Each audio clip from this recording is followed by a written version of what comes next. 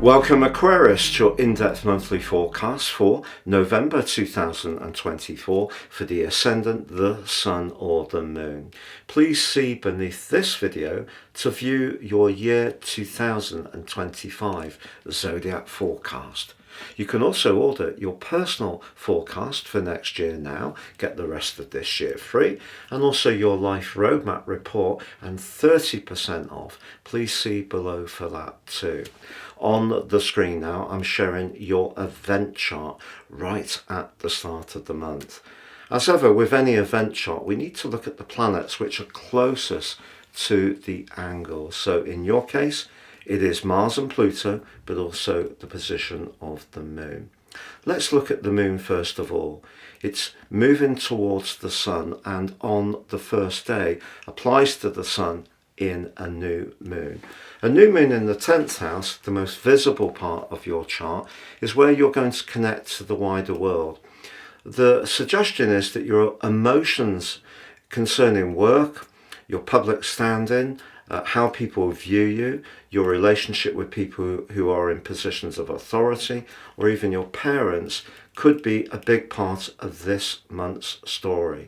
But if we look at those angles with Pluto and Mars in an opposition which reaches a peak on the 3rd, that's quite complex, because Mars is in the part of your scope to do with the details, to do with the structure, to do with where we put in the neat raw energy, the 6th house. So as much as those players, along with the Sun and the Moon, Mercury in your 10th house, which are pushing you to raise your profile this month, how you go about delivering is the key with Mars. But unfortunately, Pluto could push something into the open that could be a little bit challenging, and that may become more obvious once Venus moves into Capricorn on the 11th. And it may be that someone is not quite as aligned to what you want to do as you would like. There could be a clash of values. Often with Aquarius people, it is important to be pragmatic. You understand that better than the archetype of your sign because of your co-ruler Saturn. Your other ruler Uranus is much more progressive, but right at the start of this month, that's in an electric opposition with Mercury. If you aren't feeling very happy in a job, therefore, the fact that Pluto can tease into the open some simmering resentments and Uranus can make you very restless, does suggest that just pitching for some kind of golden prize, which the new moon suggests you could do, may not be quite as straightforward as you would like. Further evidence of that is that Venus is in your sector of higher values and friendship, but clashes with Saturn right at the start of the month. Then Venus is joined by Mercury on the 2nd, which in week 2 then also clashes with Saturn. Then, just before the 11th, Venus clashes with Neptune. So if you are trying to work with people who come from a very different place to you, have different approaches, you may find it quite tricky to tie down something that really works for you in exactly the way you want, but not impossible. Because although we have a collision between Mars and Pluto on the 3rd, which becomes exact, and they're broadly in touch with one another within 3 degrees through to the 13th, which can create a lot of turbulence for us all collectively. I feel that once Mars moves into your 7th house on the 4th, that's going to embolden you. It's going to help you to put down some very solid markers in terms of your boundaries. And if there is a job that you want to go for and you need to do a presentation or an application, or you need to do a pitch if you have your own business or you're selling into a company or a corporation, Mars will give you more strength and more self-confidence. But on the 7th, Mercury, freshly in the sign of Sagittarius, goes into its pre-retrograde shadow. Now, Mercury has been occupying Sagittarius a lot over the last couple of years, and it has been going through retrogrades.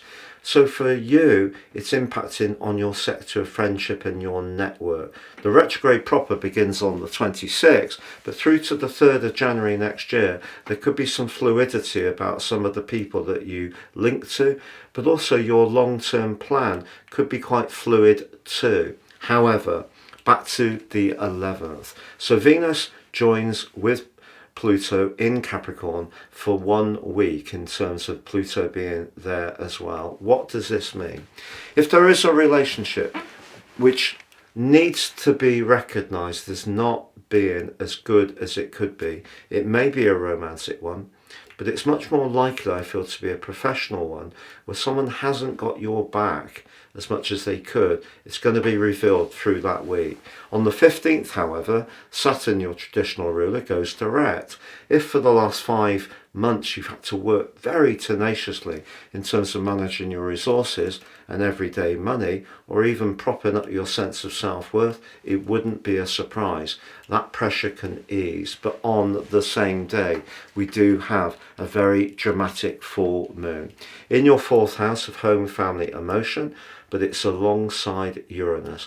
This is a story that's been running for you in particular for 5 months since May 2018, and then again for us all from March 2019. So the demands of the sun and that initial new moon of this month, which are urging you to demonstrate how talented you are and to gain greater recognition, needs to be tempered against that part of you that does need to be a free spirit.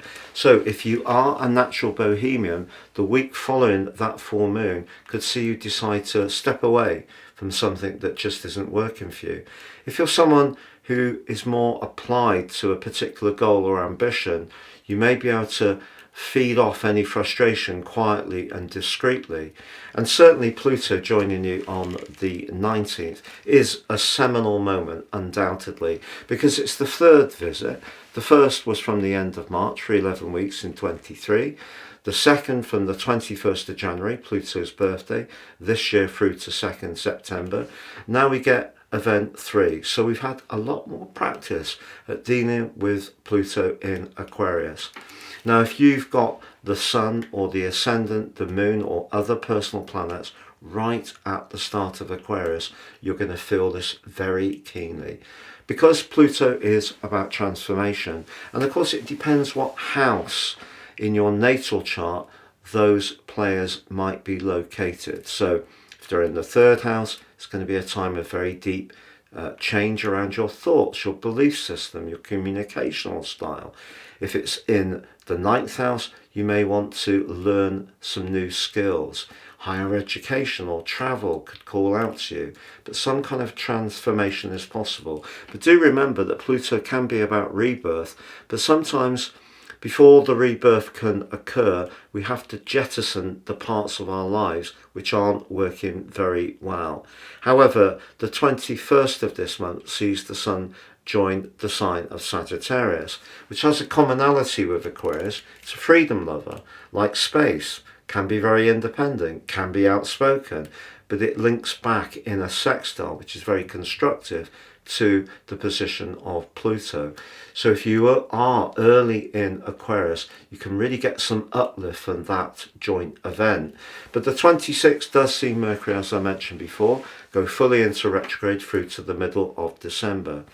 And in the 11th house, that can be about luck, can be about our social interactions, where we mix and mingle, our network, the people that we connect to in a group, our societies, our higher interests, our higher purpose, and there may be some rethinking. You may see it as being about Pluto, but remember, on the 4th of this month, Mars moves into your sector of relating, and I feel that's going to empower you to really put a mark down about what you will or will not accept. So if you've been in a tricky relationship, you may be quite invested, you may really love the other person, you may be in a friendship group where it's not always been straightforward, but there's a lot of long-standing loyalty and history.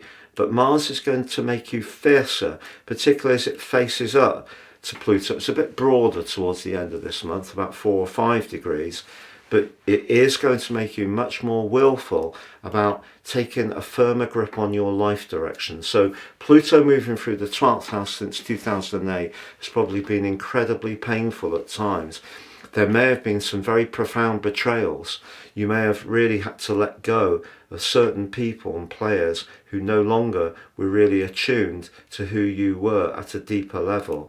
But see this as a fresh beginning. So if you do find yourself making some modifications to your plan, perhaps altering some of your connections to certain people and situations, just try to evolve with it, because that's the best way to work with Pluto. Don't fight it.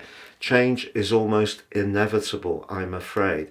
And because the Sun does forge an electric opposition with Uranus in week 3 of this month, if there is a job or professional situation which does mean that you need to be more flexible about your home life, try to flow with that too. If you've yet to watch your year 2025 deep dive Aquarius Zodiac forecast, please see the link beneath this video. But have a great November. Take care and goodbye.